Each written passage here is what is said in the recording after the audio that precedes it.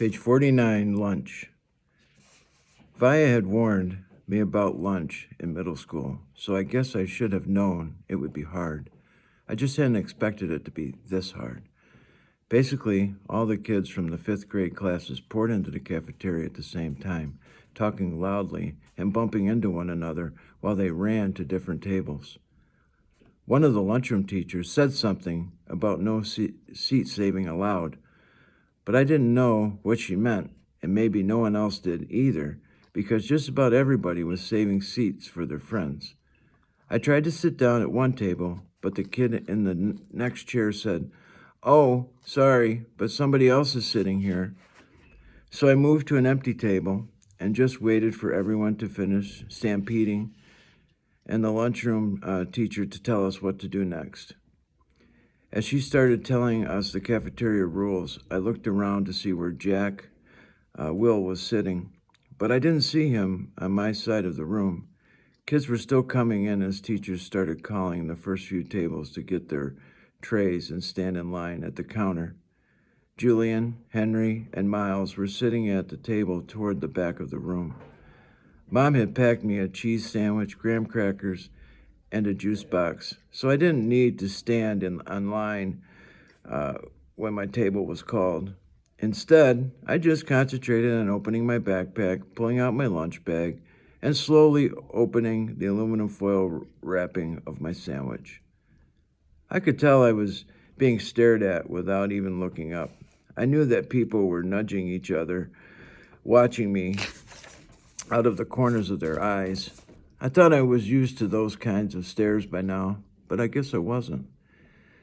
There was one table of girls that I knew were whispering about me because they were talking behind their hands. Their eyes and whispers kept bouncing over to me. I hate the way I eat. I know how weird it looks. I had a surgery to fix my cleft palate when I was a baby, and then a second cleft surgery when I was 4. But I still have a hole in the roof of my mouth. And even though I had jaw alignment surgery a few years ago, I have to chew food in the front of my mouth. I didn't even realize how this looked until I was at a birthday party once, and one of the kids told the mom of the birthday boy he didn't want to sit next to me because I was too messy with all the food crumbs shooting out of my mouth. I know the kid wasn't trying to be mean, but he got in big trouble later, and his mom called my mom that night to apologize. When I got home from the party, I went to the bathroom mirror and started eating a saltine cracker to see what I looked like when I was chewing. The kid was right. I eat like a tortoise. If you've ever seen a tortoise eating, like some prehistoric swamp thing. The summer table. Page 51. "Hey, is this seat taken?" I look up and a girl I never saw before was standing across from my table with a lunch tray full of food. She had long, wavy brown hair and wore a brown t-shirt with a purple peace sign on it. No," I said. She put her lunch tray on the table, plopped her backpack on the floor, and sat down across from me. She started to eat the mac and cheese on her plate. "Ugh," she said after swallowing the first bite. "I should have brought a sandwich like you did." "Yeah," I said, nodding. "My name is Summer, by the way. What's yours?" "August." "Cool," she said. "Summer," another girl came over to the table carrying a tray. "Why are you sitting here? Come back to the table." "It was too crowded," Summer answered her. "Come sit here. There's more room." The other girl looked confused for a second. I realized she had been one of the girls I had caught looking at me just a few minutes earlier, hand cupped over her mouth, whispering. I guess Summer had been one of the girls at the table, too. "Never mind," said the girl, leaving. Summer looked at me, shrugged, smiled, and took another bite of mac and cheese. "Hey, our names kind of match," she said as she chewed. I guess she could tell I didn't know what she meant. Summer, August, she said, smiling, her eyes wide open as she waited for me to get it. Oh, yeah, I said after a second. We can only make this the summer-only lunch table, she said. Only kids with summer names can sit here. Let's see, is there anyone here named June or July? There's a Maya, I said. Technically, May is spring, Summer answered, but if she wanted to sit here, we could make an exception. She said as she actually thought the whole thing through. There's Julian. That's like the name Julia, which comes from July. I didn't say anything. There's a kid named Reed in my English class, I said. Yeah, I know Reed, but how is Reed a summer name? She asked. I don't know, I shrugged. I just picture like a reed of grass being a summer thing. Yeah, okay, she nodded, pulling out her notebook. And Miss Batosa could sit here too. That kind of sounds like the word petal, which I think of as a summer thing too. I have her for homeroom, I said. I have her for math, she answered, making a face. She started writing the list of names on the second to last page of her notebook. So who else? She said. By the end of lunch, we had come up with a whole list of names of kids and teachers who could sit at our table if they wanted. Most of the names weren't actually summer names, but they were names that had some kind of connection to summer. I even found a way of making Jack Will's name work by pointing out that you could turn his name into a sentence about summer, like, Jack will go to the beach, which Summer agreed worked fine. But if someone doesn't have a summer name and wants to sit with us, she said very seriously, we'll still let them if they're nice, okay? Okay, I nodded, even if it's a winter name. Cool beans, she answered, giving me a thumbs up. Summer looked like her name. She had a tan, and her eyes were green like a leaf. Page 54, 1 to 10. Mom always had this habit of asking me how something felt on a scale of 1 to 10. It started after I had my jaw surgery when I couldn't talk because my mouth was wired shut. They had taken a piece of bone from my hip bone to insert into my chin to make it look more normal. So I was hurting in a lot of different places. Mom would point to one of the bandages, and I would hold up my finger to show how much it was hurting. 1 meant a little bit, 10 meant so much. Then she would tell the doctor when he made his rounds what needed adjusting or things like that.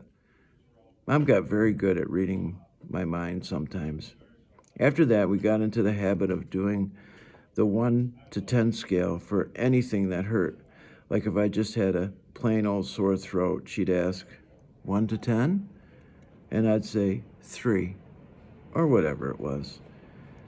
When school was over, I went outside to meet Mom, who was waiting for me at the front entrance like all the other parents or babysitters. The first thing she said after hugging me was, so, how was it then? 1 to 10. 5, I said, shrugging, which I could tell totally surprised her. Wow, she said quietly. That's even better than I hoped for. Are we picking Via up? Miranda's mother is picking her up today. Do you want me to carry your backpack, sweetness? We had started walking through the crowd of kids and parents, most of them who were noticing me, secretly pointing me out to each other. I'm fine, I said. It looks too heavy, Augie. She started to take it from me. Mom, I said, pulling my backpack away from her.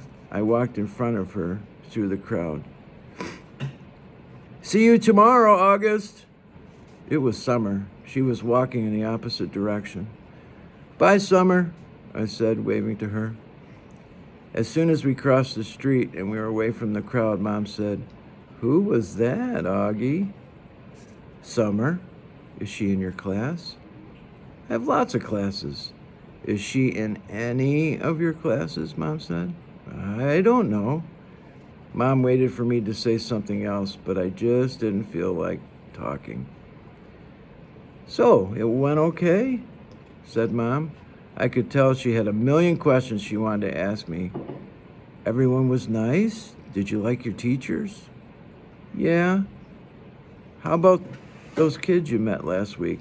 Were they nice?" Fine. Jack hung out with me a lot." "That's so great, sweetie. How about that boy Julian?"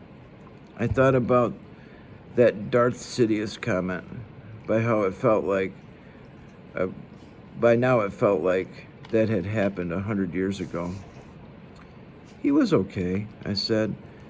"And the blonde girl, what was her name?" "Charlotte."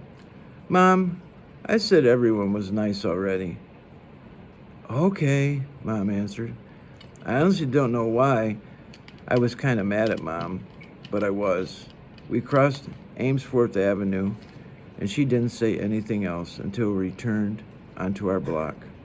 "So," Mom said, "how did you meet Summer if she wasn't in any of your classes?" "We sat together at lunch," I said. I had started kicking a rock between my feet like it was a soccer ball, chasing it back and forth across the sidewalk. "She seems very nice." "Yeah, she is."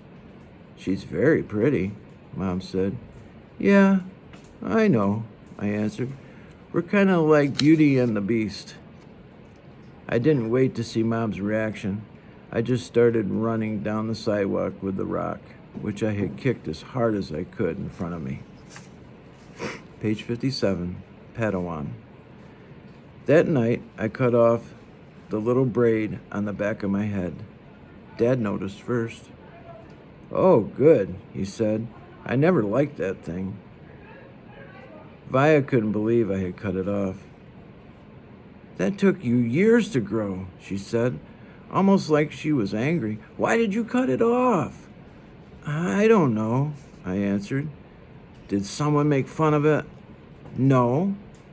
"Did you tell Christopher you were cutting it off?" "We're not even friends anymore." "That's not true," she said. "I can't believe you would just cut it off like that," she said snottily, and then practically slammed my bedroom door shut as she left the room. I was snuggling with Daisy on my bed when Dad came to tuck me in later.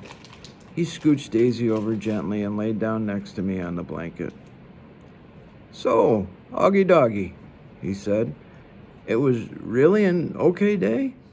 He got that from an old cartoon about a dachshund named Augie Doggy, by the way. He had bought it for me on eBay when I was about 4, and we watched it a lot for a while, especially in the hospital. He would call me Augie Doggy, and I would call him Dear Old Dad, like the puppy called the dachshund dad on the show. "Yeah, it was totally okay," I said, nodding. "You've been so quiet all night long." "I guess I'm tired." "It was a long day, huh?" I nodded. But it really was okay?" I nodded again. He didn't say anything, so after a few seconds, I said, "It was better than okay, actually." "That's great to hear, Augie," he said quietly, kissing my forehead. "So it looks like it was a good call Mom made. You're going to school." "Yeah, but I could stop going if I wanted to, right?" "That was the deal, yes," he answered. "Though I guess it would depend on why you wanted to stop going too, you know. You'd have to let us know. You'd have to talk to us and tell us how you're feeling and if anything bad was happening. Okay? You promise you'd tell us?" "Yeah." "So can I ask you something? Are you mad at Mom or something? You've been kind of huffy with her all night long. You know, Augie, I'm as much to blame for sending you to school as she is." "No, she's more to blame. It was her idea." Mom knocked on the door just then and peeked her head inside my room. "Just wanted to say goodnight," she said. She looked kind of shy for a second. "Hi, Mama," Dad said, picking up my hand and waving it at her. "I heard you cut off your braid," Mom said to me, sitting down on the edge of my bed next to Daisy. It's not a big deal," I answered quickly. "I didn't say it was," said Mom. "Why don't you put Augie to bed tonight?" Dad said to Mom, getting up. "I've got some work to do anyway. Good night, my son, my son." That was another part of our Augie-doggy routine, though I wasn't in the mood to say goodnight, dear old Dad. "I'm so proud of you," said Dad, and then he got up out of the bed. Mom and Dad had always taken turns putting me to bed. I know it was a little babyish of me to still need them to do that, but that's just how it was with us. "Will you check on Vaya?" Mom said to Dad as she lay down next to me. He stopped by the door and turned around. "What's wrong with Vaya?" "Nothing," said Mom, shrugging. At least she would tell me, but first day of high school and all that?" Said Dad, and then he pointed his finger at me and winked.